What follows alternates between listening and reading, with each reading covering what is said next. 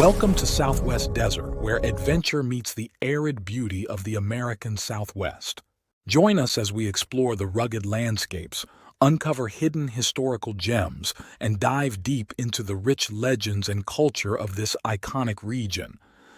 Subscribe now and hit the bell icon so you don't miss out on our latest desert adventures. Please leave a like or comment. This is very helpful.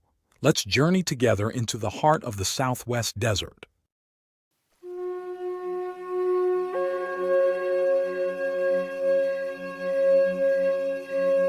In the vast expanse of the American West, where mountains pierce the sky and desert sands hold countless secrets, there are stories that refuse to die.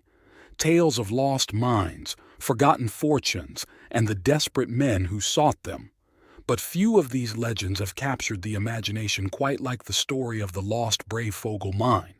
I'm your host, Alan, and today we're going to unravel a mystery that's been puzzling prospectors and fascinating historians for over 160 years.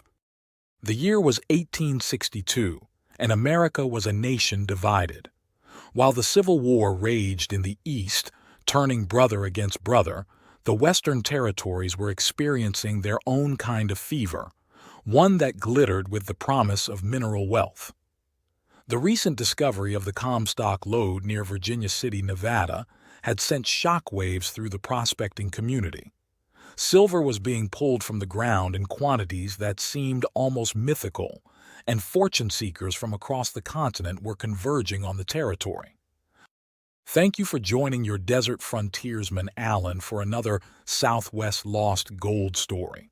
If you would like to support my channel and time, hit the super thanks heart icon on the bottom of the video and contribute. This is very helpful. Relax and enjoy. In Los Angeles, a city that was still more pueblo than metropolis, word of the strike spread like wildfire through the dusty streets. Among those who caught wind of the news was a seasoned prospector named Louis Jacob Breyfogle. Now, even his name is shrouded in mystery. Some historical records refer to him as C.C. Breyfogle, and this disagreement about something as basic as his name only adds to the legend that would follow. Breyfogle wasn't a greenhorn. He'd spent years in the Western territories, learning the harsh lessons that only the desert can teach. He knew the importance of good partners, reliable water sources, and the constant threat of hostile Native Americans. So when he decided to make the journey to Virginia City, he chose his companions carefully. Two men named O'Banion and McLeod, both experienced frontiersmen. The route they chose was ambitious but logical, through San Bernardino, over the Cajon Pass, and across the Mojave Desert toward the southern end of Death Valley. It was a path that would take them through some of the most inhospitable terrain in North America, but it was also the most direct route to their destination. But fate had other plans for these three ambitious miners. One night, while camped near the base of the Funeral Mountains, disaster struck. The location couldn't have been more aptly named. In the darkness, a band of Native Americans launched an attack on their camp. O'Banion and McLeod never even had a chance to defend themselves. Breyfogle, through either luck or instinct, managed to escape into the night. But he didn't emerge unscathed. The Native Americans had partially scalped him during the attack. Think about that for a moment. A man running through the pitch-black desert, blood streaming from his head, with nothing but the clothes on his back and his shoes. No water, no food, no weapons. Just the vast, unforgiving desert ahead of him and hostile territory behind. For days, he wandered through the desert wilderness. The pain from his scalping must have been excruciating, but the real enemy was thirst. He survived by eating grass, roots, and seeds, anything he could find that might contain a drop of moisture. The desert can play tricks on a man's mind under the best of circumstances. For Breyfogle, wounded and dehydrated, the line between reality and hallucination must have grown increasingly thin. Then came the moment that would spawn generations of treasure hunters and countless expeditions. Spotting some green trees in an arroyo at the base of a hill, Breyfogle made his way there, hoping desperately to find water. There was no spring, but what he found instead would haunt the dreams of prospectors for more than a century and a half. In the reddish rocks near those trees, he spotted something extraordinary, or threaded with gold. Not just traces, but rich veins that practically glowed in the desert sun. Despite his desperate condition, despite the fact that he was probably closer to death than life at that moment, Breyfogle managed to break off a few samples and pocket them. Days later, more dead than alive, he stumbled into a Nevada settlement. The specimens he carried would prove to be incredibly rich in gold, but in his delirious state, he had lost track of exactly where he'd found them. The landmarks had blurred together in his mind, confused by days of dehydration and the trauma of his wound, and thus began one of the greatest treasure hunts in Western history. The story of Breyfogle's discovery spread quickly through mining camps and settlements across the territory. Even George Hearst, father of the famous William Randolph Hearst and one of the most successful mining entrepreneurs of his day, was convinced enough by the tale to finance an expedition to relocate the mine. Over the years that followed, Breyfogle led several expeditions back into the desert. He was convinced he could find the location again if he just had enough time and resources. But the desert is vast, and landmarks that seem distinctive when you're fighting for your life can look very different when you're searching for them deliberately. Despite numerous attempts, Breyfogle would go to his grave never having relocated his lost bonanza.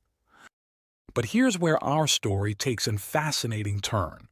You see, many believe the lost Breyfogle isn't lost at all. It's just been hiding in plain sight. Two different mines have laid claim to being Breyfogle's lost bonanza, and both have compelling evidence to support their cases. First, there's the Round Mountain Mine in Nevada, which has produced over $10 million in gold. The Grutt brothers, Gene and Leo, veteran mining men from Rawhide, Nevada, were convinced this was Breyfogle's find. The rich nature of the ore and certain geological similarities matched Breyfogle's description. But there's a significant problem with this theory. Round Mountain is about 150 miles north of where most believe Breyfogle made his discovery. Then there's the Congress Mine, formerly known as the Chispa Mine, at the western base of the Charleston Mountains, and this is where our story gets really interesting. In 1893, a prospector named George Monty Montgomery organized what he called a very complete and well-directed prospecting expedition, specifically to search for the lost Breyfogle. Montgomery's discovery was compelling.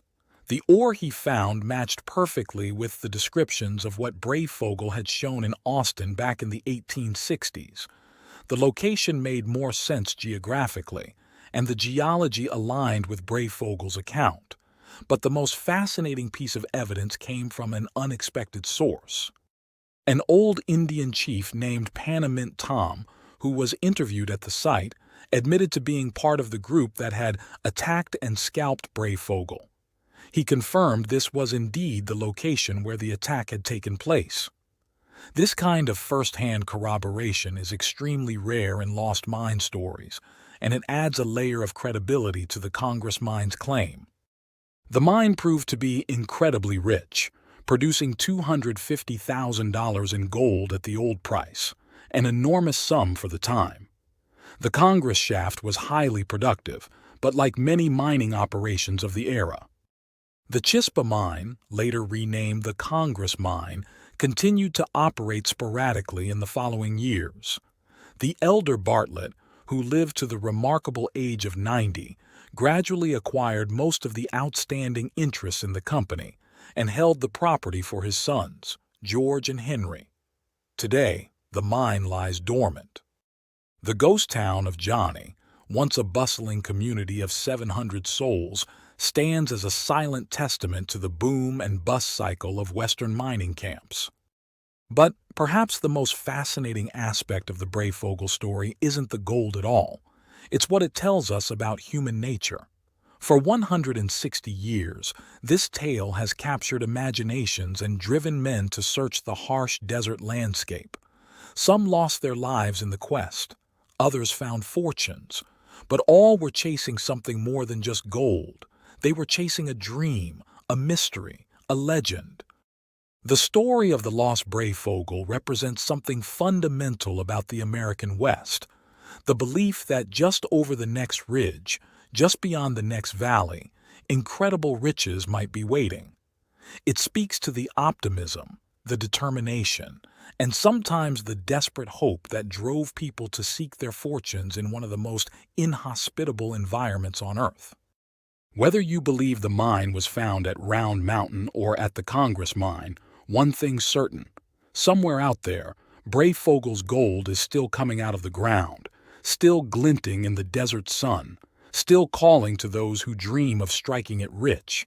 The mystery may be solved, but the legend lives on, a testament to the enduring power of the American dream and the eternal lure of lost treasures. This has been Southwest Desert. I'm your host, Alan, and until next time, keep exploring the mysteries of the American Southwest. Check out my large Southwest video catalog on historical stories, lost gold legends, and adult bedtime stories. Happy trails.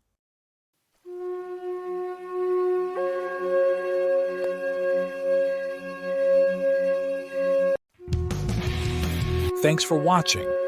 If you enjoyed this video, don't forget to like, comment, share, and subscribe for more great content. Hit the notification bell so you never miss an update. See you in the next video.